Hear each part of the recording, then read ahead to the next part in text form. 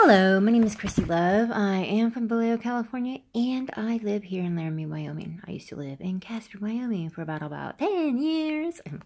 Anyway, I've been drinking coffee. The Equality State, Government and Politics in Wyoming. Well, I'm actually on page 62.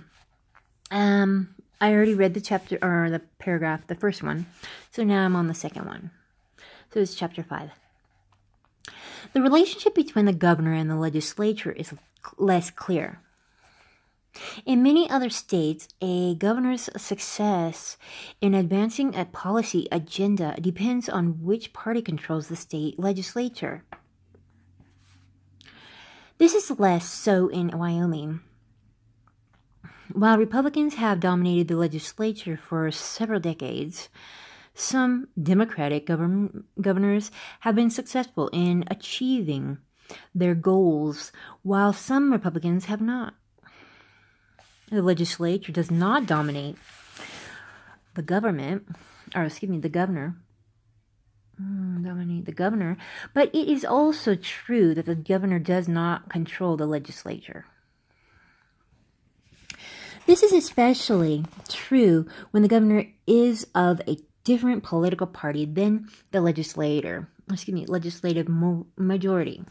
While the legislature has substantial power, its sessions are so short that its use of its power is often very limited. For example, the first legislative override of a gubernatorial veto occurred in 1991. Legislators generally do have the time to research problems in order to initiate new programs and to investigate allegations of wrongdoing in the executive branch. A governor's personality is also often relevant. One Democratic governor may work well with the Republican leadership and majorities in the legislature, while another may be less effective. A Republican governor does not necessarily have his way with the Republican legislature, whose members may feel that they want to make independent contributions to Wyoming policy making. Thus, a governor's ability to shape that policy depends on more than a formal power of the office and party control of the legislature. The powers of the governor have changed little over the years, but governors have varied widely in their ability to affect policy. This is because their success often depends more on personal skill and integrity than on formal powers of the office. A student of American governors wrote, "The chief resource of the modern governor is that of persuasion, the use of charm, reason, solid arguments, and the status of her office to make it difficult for those she must deal with to say no." This is a fair assessment of the use of gubernatorial power in Wyoming. Two expressions are particularly important: persuasion and influence. Effective governors use persuasion to gain influence over the executive branch. There are many reasons why the office of governor is important and prestigious. For instance, governors sometimes go on to hold national public office.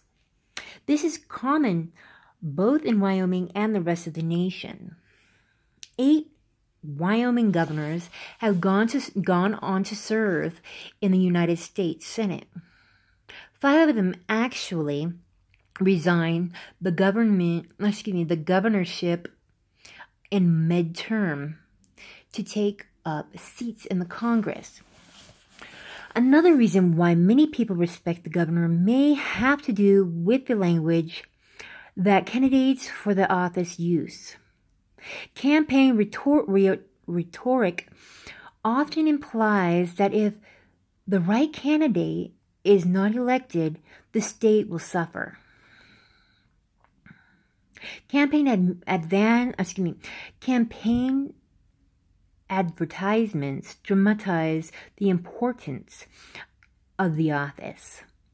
Theme, image, and style become important aspects of candidates' messages to voters. These media themes convey the impression that the candidates are larger than life. There are also several cultural and social factors which probably add to the prestige of the office. Americans often expect their public leaders to fill roles as both political and ceremonial leaders. Symbolism, patriotism, and hero identification certainly do not lessen the public's perception of the importance of the office for governor, or of governor. The impression in the media of the governor is all powerful and can be overdone. American governors are often less powerful than the constituents realize. This is certainly true in Wyoming. While governors are obviously important, they are seldom as powerful as people think. At best, Wyoming governors are persuasive, influential leaders. They are not political bosses. Secretary of State. The Secretary of State has several program responsibilities and serves as acting governor in the absence of the governor. Absence occurs when the governor leaves the state, resigns, or dies. An important responsibility of the Secretary of State is to supervise public elections to assure uniformity and legality in the application of the election laws. And this is Governor Matt Mead. The task requires a continuing and cooperative relationship with the 23 county clerks who manage county elections. Furthermore, the Secretary of State's office, through the Corporation Division, Charter, Wyoming Corporation, and certifies out-of-state corporations that do business in Wyoming. The Secretary's Division of the Office of the Secretary of State investigates allegations of fraudulent activities in the security industry, and the Secretary's office prepares the annual Wyoming Official Directory, a listing of all the principal members of Wyoming state government. This is made available on the internet. Thank you. And this was Ed Murray. It's elected in 2014. He is Secretary of State of Wyoming. Thank you. Oh, and here's Cynthia Cloud. And Treasurer Mark Gordon. All right, thank you. You have a good day.